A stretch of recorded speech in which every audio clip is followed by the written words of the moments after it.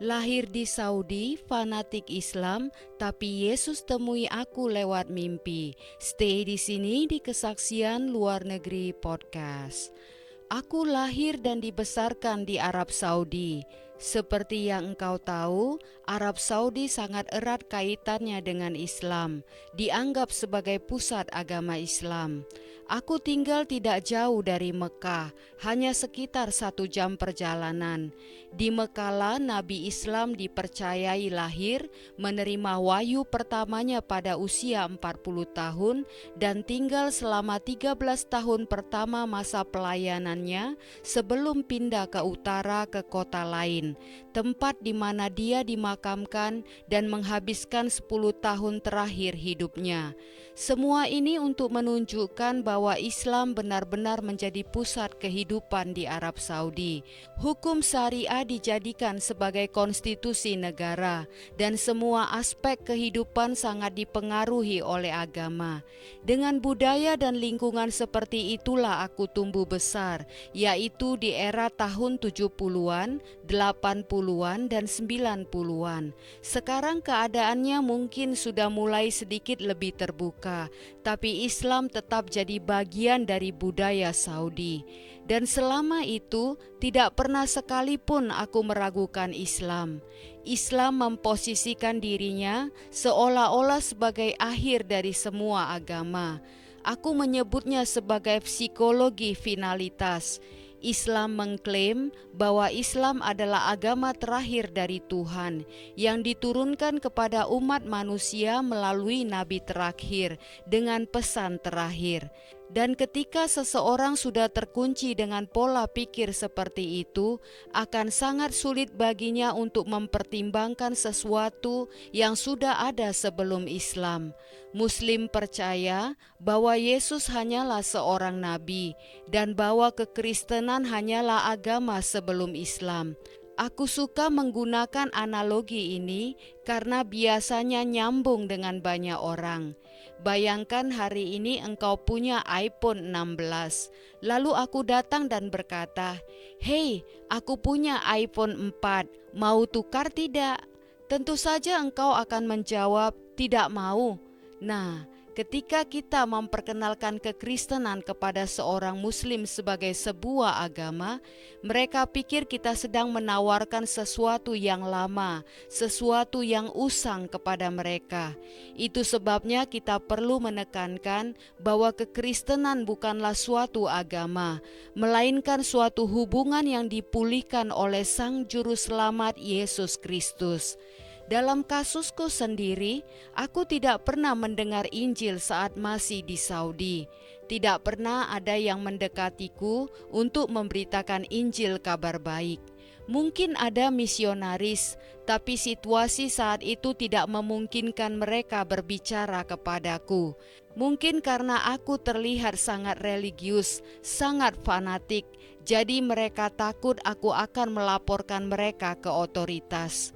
Di tahun 70-an, ketika itu aku bahkan masih belum remaja, aku sangat tertarik dengan ajaran Nabi tentang perang suci dan mati syahid. Dalam Islam, keselamatan seseorang itu tergantung pada perbuatan. Engkau diselamatkan dengan 2 cara. Pertama, berharap bahwa perbuatan baikmu lebih banyak dari perbuatan burukmu. Dan pada hari penghakiman, Tuhan akan memutuskan nasibmu. Apakah engkau akan masuk surga atau mendapatkan hukuman atas apa yang engkau lakukan selama hidupmu. Jadi tidak ada jaminan sama sekali. Yang kedua, jika engkau bersedia berperang dalam perang suci dan mati sebagai syahid, maka darahmu akan dianggap sebagai penebusan. Semua dosamu diampuni dan engkau langsung masuk surga tanpa penghakiman. Konsep ini merupakan kebalikan dari Injil kasih karunia. Semuanya berdasarkan usaha sendiri. Aku tidak tahu saat itu bahwa Yesus sudah melakukannya untukku. Aku sangat terpesona dengan ajaran Islam itu. tapi tidak ada sesuatu yang terjadi di awal dan pertengahan tahun 70-an. Sampai akhirnya tahun 1979 ketika dua peristiwa besar terjadi. Yang pertama adalah revolusi Iran yang memicu banyak hal yang masih kita lihat sampai sekarang. Dunia Islam Sunni saat itu panik dan sebagai respon, mereka membanjiri dunia barat dengan Al-Quran gratis, membangun masjid di mana-mana, menyumbang ke universitas-universitas ternama untuk membuat pusat studi Islam dan sebagainya. Peristiwa kedua adalah invasi Soviet ke Afghanistan. Hal ini memicu terjadinya gelombang besar pemuda Muslim pergi berperang ke sana, dan salah satu dari mereka adalah Osama bin Laden. Dan cerita setelahnya adalah sejarah. Dialah yang kemudian mendirikan Al-Qaeda setelah Uni Soviet kalah dan akhirnya berbalik menyerang Amerika Serikat, seperti serangan ke Twin Towers. Waktu semua itu terjadi, aku sangat ingin mencari cara supaya aku bisa ikut bergabung dalam perang dan mati sebagai seorang syahid. Tapi aku tidak punya keberanian untuk mengatakan hal itu ke ibuku atau keluargaku. Lagi pula saat itu aku belum cukup umur untuk mengambil keputusan sendiri. Aku masih butuh izin dari orang tua, setidaknya itulah yang diajarkan oleh Nabi Islam. Waktu aku memberi isyarat ke ibuku kalau aku ingin pergi ke Afghanistan untuk magang supaya bisa membantu para pejuang jihad dan mendapatkan pahala, ibuku langsung menatapku dan berkata, "Engkau sudah gila, aku tidak akan membiarkan engkau melakukan hal bodoh seperti itu. Jangan pernah berpikir tentang itu." Dan aku sangat bersyukur karena Tuhan memakai ibuku yang sampai hari ini belum mengenal Tuhan untuk menghentikanku dari ide bodoh itu. Karena jujur saja, aku tidak tahu apakah aku masih akan hidup sekarang ini kalau saat itu aku jadi pergi. Akhirnya aku melanjutkan hidupku. Aku menyelesaikan SMA dan sempat kuliah sebentar di Universitas Islam di Mekah. Bahkan sempat berpikir untuk mengambil jurusan hukum syariah, tapi Tuhan mengubah hatiku. Aku merasa harus kembali ke universitas lokal dan mengambil jurusan teknik. Dan itulah yang akhirnya aku lakukan. Setelah mendapatkan gelar sarjana, pintu terbuka buatku untuk lanjut ke program pasca sarjana. Awalnya aku mempertimbangkan untuk pergi ke Inggris atau Amerika. Tapi ayahku mendorongku untuk mencoba ke Amerika karena katanya di Amerika lebih banyak peluang. Dan benar saja, aku diterima di salah satu universitas di Amerika. Awalnya aku ingin mengambil jurusan teknik terowongan, tapi kemudian aku mengubahnya dan lebih fokus ke manajemen konstruksi. Waktu datang ke Amerika, ini pertama kalinya aku ke sana. Di pikiranku, seperti kebanyakan Muslim lainnya, Amerika yang merupakan negara barat dianggap sebagai simbol kekristenan. Negara-negara barat di mata Muslim biasanya mewakili kekristenan. Dan secara otomatis, aku pikir semua orang yang kutemui di sana pasti Kristen. Kecuali kalau mereka bilang sendiri kalau mereka bukan Kristen. Bahkan kalau seseorang berkata dia ateis atau tidak percaya Tuhan, aku tetap berpikir mereka itu dulu Kristen, tapi sudah meninggalkan agama itu. Kadang juga ada yang berkata mereka Yahudi. Tapi intinya, begitulah cara berpikir umumnya Muslim, karena dalam Islam, agama itu diwariskan. Kalau ayahmu Muslim, maka engkau otomatis lahir sebagai Muslim. Engkau tidak perlu menyatakan iman secara pribadi untuk menjadi bagian dari agama itu. Ketika aku tiba di Amerika, aku tidak terlalu kesulitan dalam berkomunikasi. Aku sudah belajar bahasa Inggris hampir sepanjang hidupku, bahkan juga ketika kuliah. berpindah-pindah dari satu bandara ke bandara lain, bahkan naik taksi di New York, semua itu tidak terlalu menyulitkan. Aku merasa cukup bisa mengatasi semuanya tanpa perlu banyak tanya. Tapi begitu aku mulai kuliah, dalam waktu 1 bulan, aku sadar ada sesuatu yang aneh. Di dalam kelas, orang-orang bicara bahasa Inggris, tapi di luar kelas, mereka bicara pakai bahasa Amerika, dan itu sangat berbeda. Misalnya ada yang berkata kepadaku, "What's up?"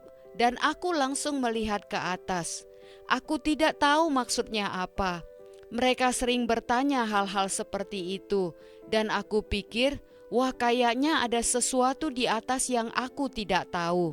Atau lain waktu mereka berkata, "How is it going?" Aku bingung dan berpikir, "It-nya apa? Harus dijelaskan dahulu dong it itu apa, baru aku bisa menjawab." Lalu makin parah sewaktu mereka berkata ingin pick my brain, memeras pikiranku, atau pull my leg, menarik kakiku. Saat itu aku berkata sendiri, aku menyerah. Lalu aku menemui guruku dan berkata, aku rasa aku perlu lebih lama lagi belajar di program bahasa Inggris ini. Karena sebagai mahasiswa asing, aku harus lulus tes TOEFL dan aku merasa belum siap. Tapi guruku malah tertawa dan berkata, engkau sudah berada di level tertinggi, kenapa mau mengulang lagi? Aku menjawab, aku masih mengalami kesulitan. Dia bertanya, kesulitan dalam hal apa? Aku menjelaskan semua hal tadi dan dia tertawa dan tertawa mendengarnya. Guruku itu berkata, oh itu semua idiom. Engkau butuh teman mengobrol supaya bisa mengerti dan terbiasa menggunakan idiom-idiom itu. Lalu dia memberiku sebuah buku kecil yang berjudul Idioms for Idiots. Lalu aku membuka kamusku dan mencari arti kata idiot, dan aku langsung berpikir, kenapa dia memanggil aku idiot? Tapi aku pikir, ya sudahlah, mungkin itu cara guruku menyemangatiku. Guruku itu berkata lagi, begini caranya, coba bangun hubungan dengan mahasiswa Amerika, keluarga Amerika, atau orang Amerika pada umumnya. Aku menjawab, tapi aku tidak kenal siapa-siapa. Dia berkata, coba saja. Aku menjawab lagi, aku rasa aku tidak bisa. Guruku berkata lagi, oke, ada cara lain. Pergi saja ke kantor mahasiswa internasional di kampus. Ceritakan situasimu, nanti mereka akan memberikan formulir.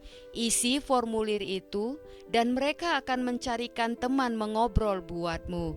Akhirnya aku mengikuti sarannya. Aku tidak tahu bahwa orang yang mereka pilihkan buatku ternyata adalah pasangan suami istri Kristen yang lahir baru. Dan memang pelayanan mereka adalah menjangkau mahasiswa internasional. Mereka bahkan secara khusus minta dipertemukan dengan mahasiswa dari Timur Tengah, Pakistan, dan lain-lain. Universitas kemudian mengirim surat ke aku, memperkenalkan nama pasangan suami istri yang akan menghubungiku, status sosial mereka, pekerjaan mereka, alamat, nomor telepon, dan apa yang bisa aku harapkan saat berinteraksi dengan mereka nantinya. Mereka juga menerima surat serupa. Sekitar seminggu kemudian, mereka meneleponku dan kami bertemu untuk pertama kalinya. Sampai saat itu, aku selalu berasumsi bahwa semua orang Amerika yang aku temui adalah orang Kristen. Tapi pasangan suami istri ini benar-benar berbeda dari semua orang Amerika yang pernah aku kenal sebelumnya. Aku sudah menyiapkan diri untuk bertemu dengan orang-orang Amerika dengan menonton film-film Hollywood. Aku tahu bahasa yang mereka pakai dalam film-film itu, dan memang benar orang-orang Amerika yang aku temui sebelumnya tidak mengecewakan. Cara bicara mereka benar-benar seperti di film-film Hollywood itu. Tapi pasangan suami istri ini sama sekali berbeda. Mereka sopan, baik, ramah, bahkan bersedia berkorban untuk menunjukkan kasih mereka kepadaku. Aku mulai bertanya-tanya sendiri, kenapa mereka bisa berbeda seperti ini? Sebagai orang Muslim, aku percaya bahwa Alkitab sudah rusak, tidak asli, bahwa orang Kristen menyembah berhala, bahwa mereka telah memutarbalikkan kebenaran, dan mereka menyimpang dari mengikuti Tuhan yang sejati. Tapi sekarang, justru orang-orang yang aku anggap sesat ini jauh lebih baik dari siapapun yang pernah aku temui. Bahkan aku merasa aku ingin seperti mereka. Begitu kuatnya gaya hidup mereka dan apa yang mereka lakukan untukku. Kami mulai mengobrol tentang iman, tapi karena aku belum terlalu paham idiom-idiom bahasa Inggris, aku berhati-hati saat bicara. Mereka lalu mengundangku ke acara Thanksgiving pertama buatku. Di situ aku bertemu dengan tetangga mereka, orang tua mereka, dan teman-teman gereja mereka. Dan aku lihat semuanya sama baiknya. Aku jadi berpikir sendiri, ada apa dengan orang-orang ini? Kenapa mereka bisa seperti ini? Dari mana mereka belajar nilai-nilai moral seperti ini? Aku benar-benar bingung, karena kenyataan yang aku lihat, mereka sangat berbeda dengan orang-orang lainnya. Tapi aku percaya itu adalah cara Tuhan menyentuh hatiku. Benih kebenaran itu mulai tertanam di hatiku. Kemudian aku ganti jurusan, pindah dari kota dan kampus itu, dan aku tidak pernah berusaha menghubungi pasangan suami istri itu lagi. Waktu itu, kalau pindah kota, engkau juga harus ganti kode area. Jadi mereka tidak bisa menghubungiku. Aku pun tidak mengirim surat atau ucapan terima kasih atau memberitahu alamat baruku. Aku hanya melanjutkan hidupku. Dalam 3 tahun, aku selesaikan studi S2-ku. Kemudian aku mendapat tawaran kerja dan akhirnya aku bekerja di perusahaan itu. Aku mulai mengejar American Dream dan kemudian aku menikah, punya anak laki-laki, membeli rumah, dan maju dalam karir. Di saat yang sama, aku juga mulai belajar lebih banyak tentang kebebasan beragama di Amerika. Aku mulai paham bahwa tidak semua orang Kristen merasa dirinya benar-benar Kristen. Ada istilah-istilah baru yang aku dengar, seperti Kristen aktif, Kristen mingguan, Kristen KTP. Dan aku dengar juga istilah Kristen lahir baru. Bagiku, istilah itu cukup aneh, karena sebagai Muslim, aku tidak pernah mendengar konsep seperti itu. Dalam Islam, engkau dilahirkan sebagai Muslim karena orang tuamu Muslim. Tapi ternyata dalam kekristenan ada yang namanya lahir baru secara rohani. Aku percaya itu adalah cara Tuhan membangunkanku dan menunjukkan apa yang sebenarnya sedang terjadi. Aku pun terus hidup seperti biasa. Lalu ayahku didiagnosis kena kanker dan akhirnya meninggal. Disitulah aku mulai benar-benar merasakan sakit dan kehilangan. Rasanya seperti Tuhan yang selama ini aku sembah meninggalkan aku. Aku sudah berdoa sungguh-sungguh buat ayahku, tapi Tuhan tidak menjawab. Seakan-akan Dia memalingkan wajahnya dari kami. Pelan-pelan aku mulai mengingat kembali semua yang dulu pernah aku dengar dari orang-orang Kristen yang aku pernah temui.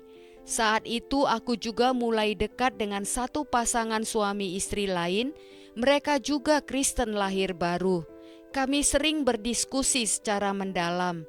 Aku menantang iman mereka dan mereka juga menantang balik keyakinanku. Aku mengajukan banyak argumen dan tuduhan ke mereka, tapi mereka tetap sabar menjelaskan dan meluruskan kesalahpahamanku. Kami berdiskusi seperti itu selama beberapa tahun, sampai akhirnya aku menyerah dan berpikir, ya sudahlah, mereka tidak akan masuk Islam. Dan mereka pun mungkin juga menyerah dan berpikir dia tidak akan pernah ikut Yesus. Jadi kami berhenti membahasnya. Kemudian pada tahun 2001, aku mulai merasa hubunganku dengan agama dan Tuhan yang aku sembah semakin renggang. Aku benar-benar menjauh dari iman agama Islam selama 1,5 tahun. Tapi jauh di dalam hati, aku haus akan sesuatu. Waktu engkau terbiasa menjadi orang yang religius, engkau akan selalu merasa bersalah saat merasa kosong. Tapi aku tidak tahu bagaimana caranya mengisi kekosongan itu. Sampai akhirnya musim panas tahun 2001, aku diundang ke gereja. Sebelumnya, aku sudah pernah diajak berkali-kali ke gereja, tapi selalu aku tolak. Tapi kali ini, aku terima ajakan tersebut.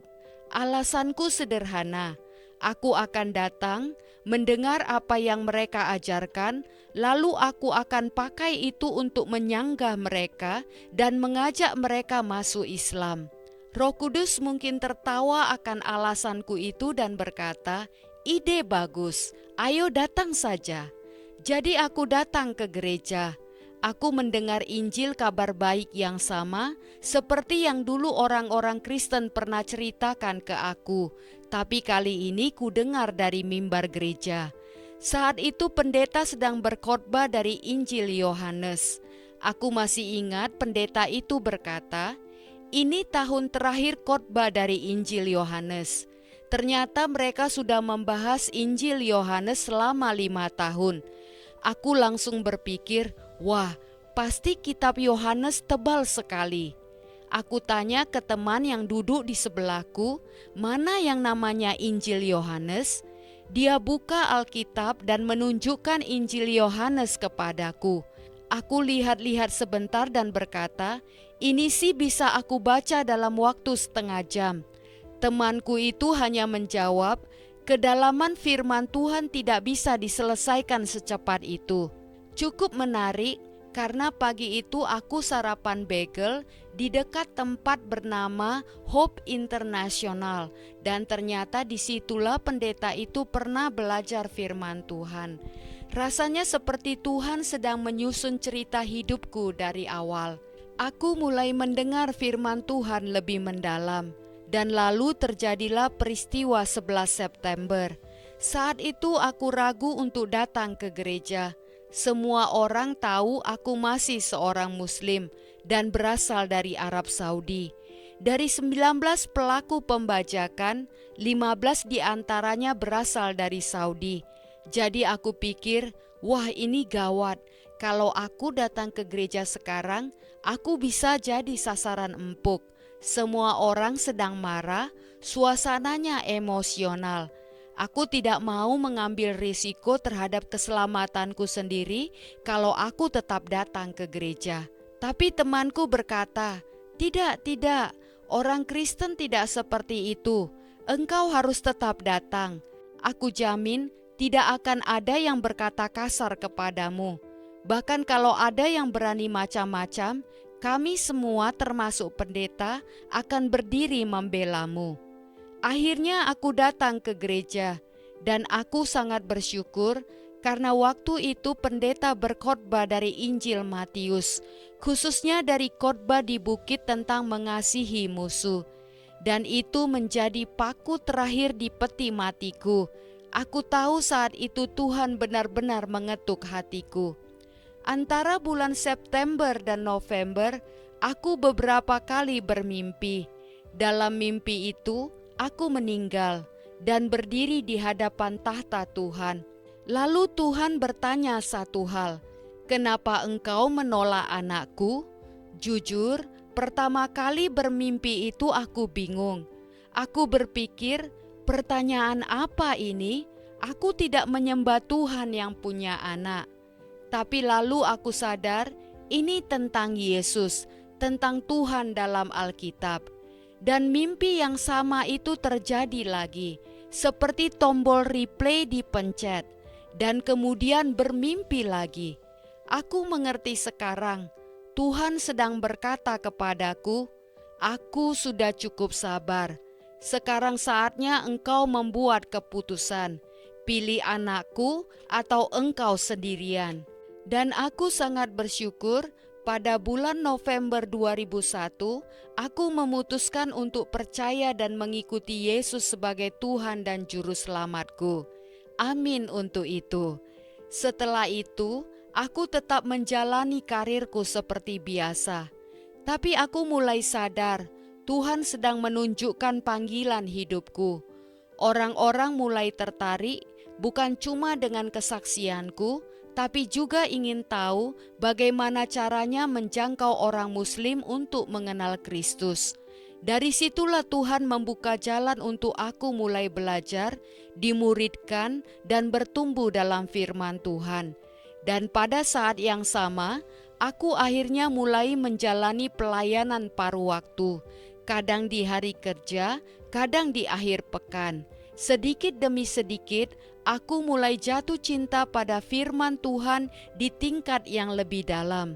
Aku bahkan mulai terpikir untuk masuk sekolah Alkitab. Dan pada tahun 2008, aku benar-benar masuk sekolah Alkitab, belajar di bawah pengajaran Dr. Wayne Grudem. Aku sangat bersyukur untuk itu. Sejak aku menerima Kristus, banyak kejadian terjadi hampir dalam rentang waktu 3 bulan saja. Aku kehilangan pernikahanku, hampir kehilangan hak asuh atas anakku, kehilangan pekerjaanku, kehilangan mobil, dan hampir kehilangan rumahku. Tapi aku tahu Tuhan sedang mempersiapkanku.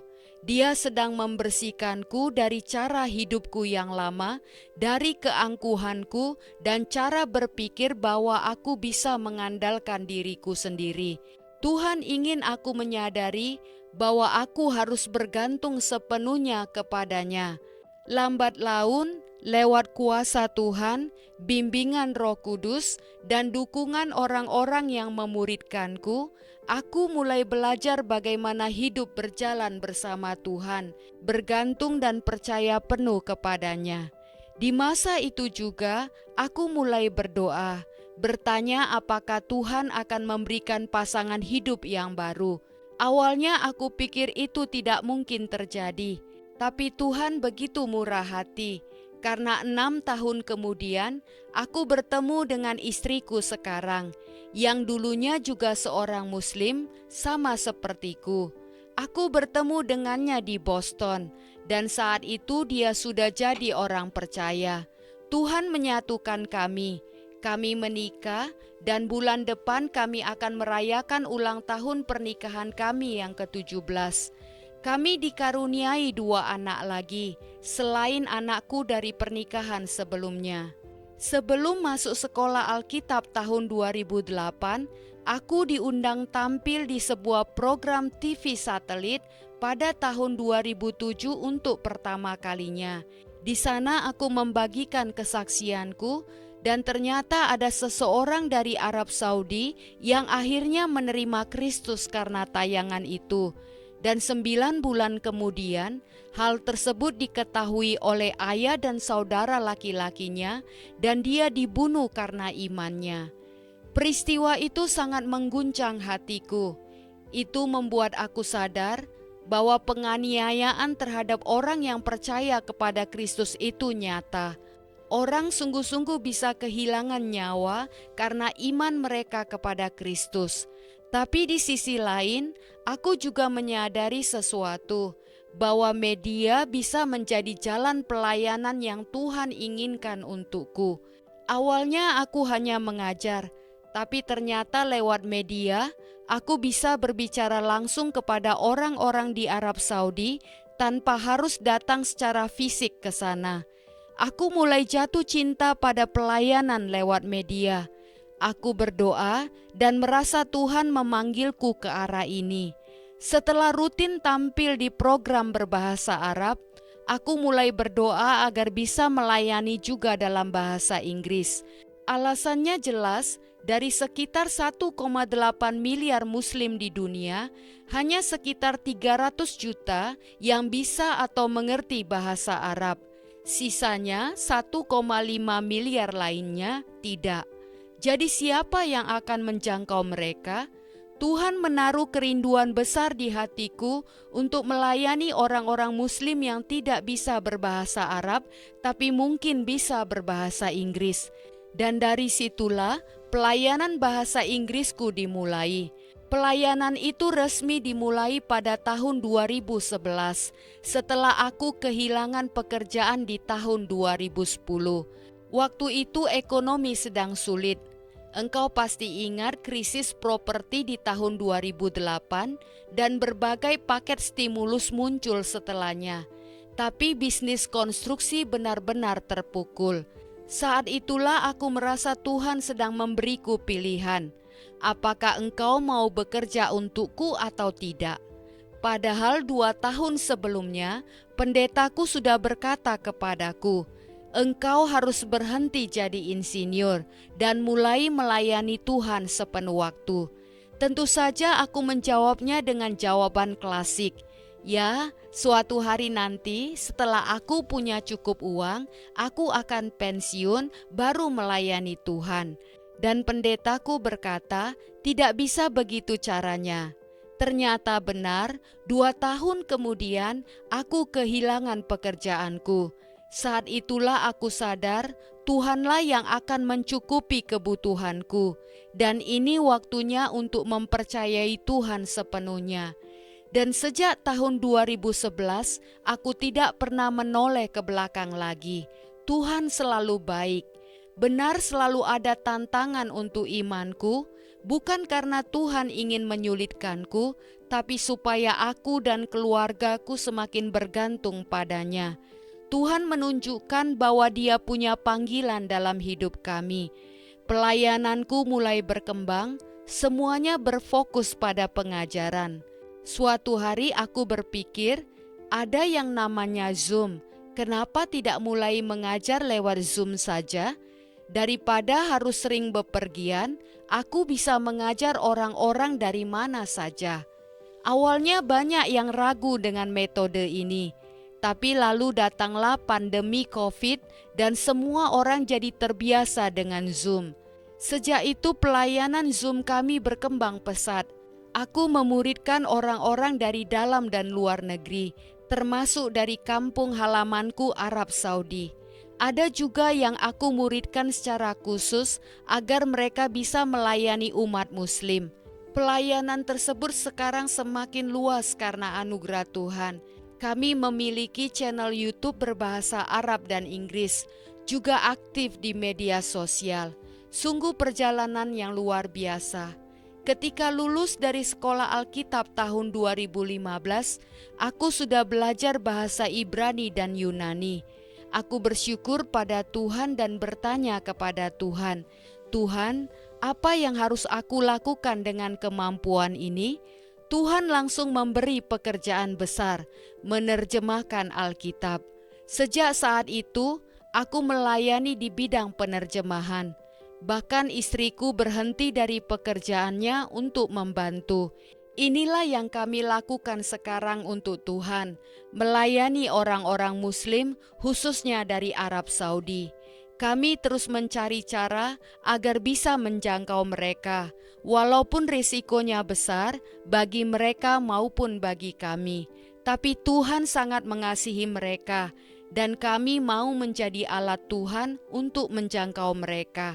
Banyak dari mereka sebenarnya kecewa dengan ajaran Islam.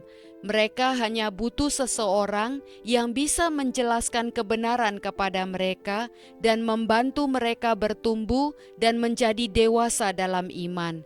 Kami bekerja dalam jaringan pelayanan bersama orang-orang setia yang meninggalkan semuanya demi melayani Tuhan dan menjangkau bangsaku, Arab Saudi.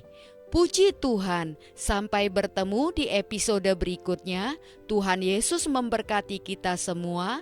Amin.